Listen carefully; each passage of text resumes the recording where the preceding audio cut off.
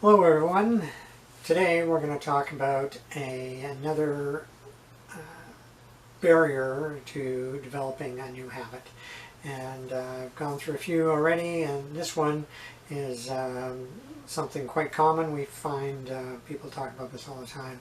It's low motivation. You're not motivated enough to actually do the habit. So because motivation is the actual power you need to change, if you don't have enough motivation, you're not going to do the action which gets you the results, so therefore it doesn't become a habit, because habits are produced by repetition. So you might do it every once in a while, but if you don't do it on a consistent basis, when your cue shows up, then it's not going to become a habit.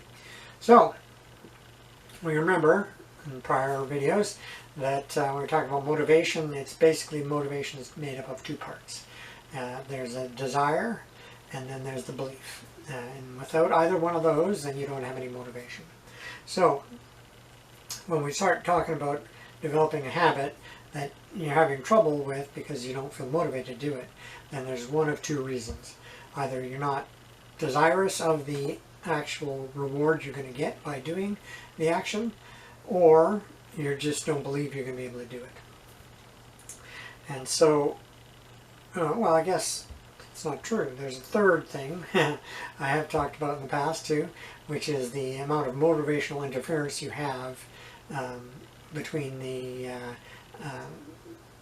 cue and the doing of the action.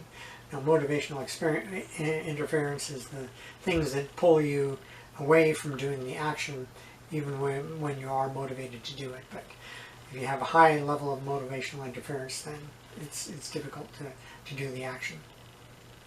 So before you decide that this habit isn't for you, you're not excited about it, you're not motivated to do it, that's fair.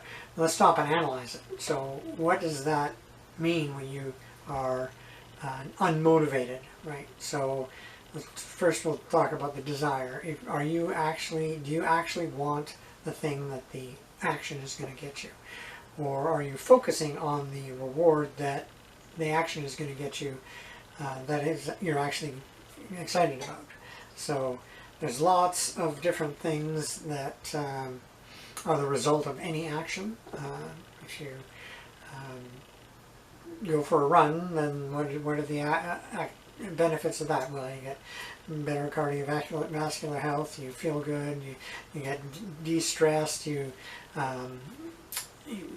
feel like you're invincible because you're passing people on the trail, whatever it is, right? So you have that boost, but the benefit that you feel, that reward, to you might be different than what somebody else would get.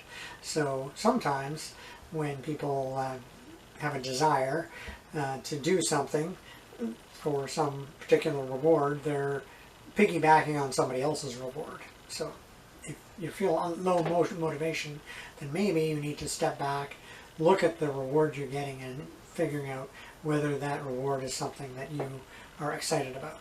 And if you're not, then see if there is something with that action that you can get excited about. All right, so then the second part of that, of course, is the belief. Now, a lot of times when people are unmotivated to do something, they say, yes, I really want to do this, but I just don't know how. And so that's unmotivating, right? So instead of saying, okay, I don't know how to do it, so I'm not going to do it at all, then there's a couple of things you can do. You can either practice the action in your head, and then without any pressure, and see if you can do it to get better at it. You can break it down into smaller pieces, because maybe it's just too big, right? So if it's too big, then you can break it down into a smaller piece and do the little pieces one at a time. And once you've got the one at a time thing, then you can put them all together, and now you have your habit. A lot of times, if you're thinking of doing something like you want to go swimming, we talked about this last time.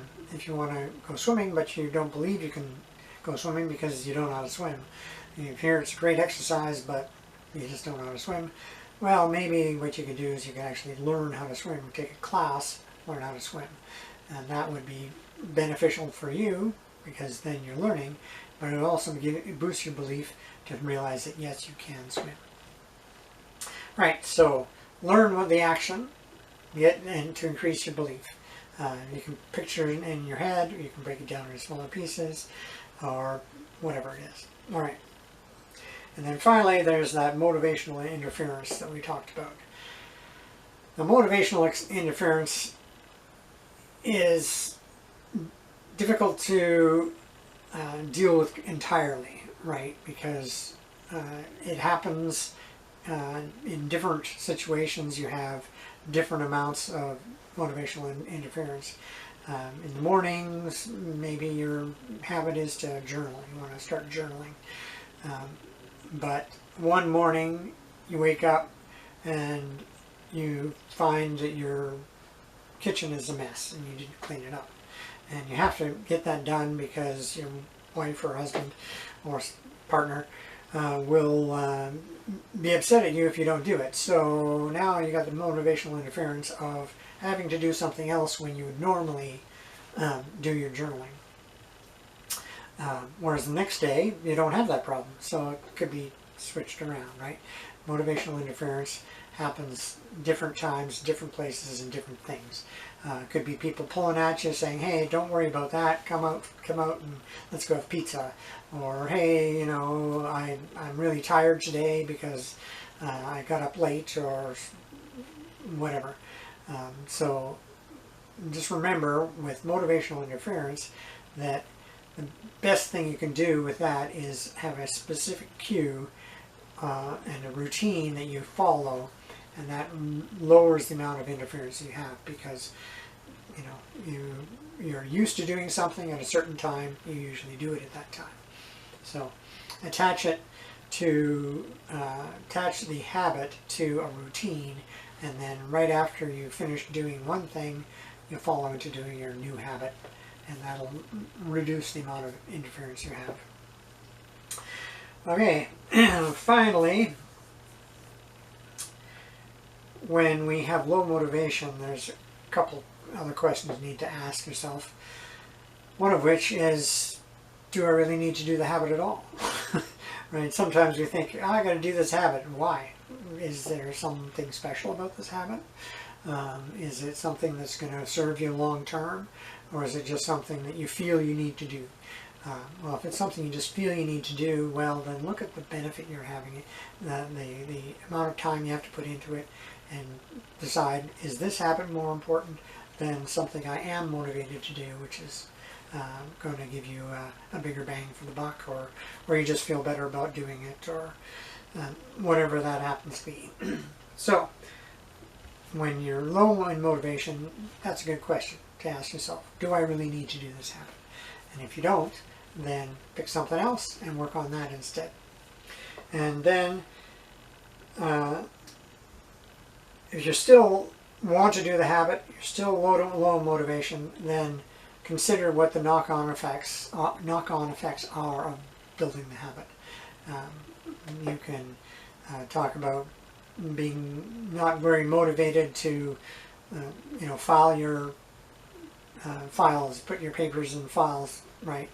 And I agree with that. It's really a boring, low motivating type activity, right? But what are the knock-on effects of not doing it in the first place? Well, you get a desk full of paper, you can never find anything, you're wasting time, right? Or the other knock-on effects are when people ask you a question about where can I find this information, you know where it is because you've filed it properly and you know where it goes. And so, thinking about knock-on effects can improve your motivation as well. All right, so that's all I have to say about low motivation. If you're not very motivated, then obviously you're not going to do anything. So consider why you're not motivated, and then you can analyze it from there and take some of these suggestions and maybe move yourself forward.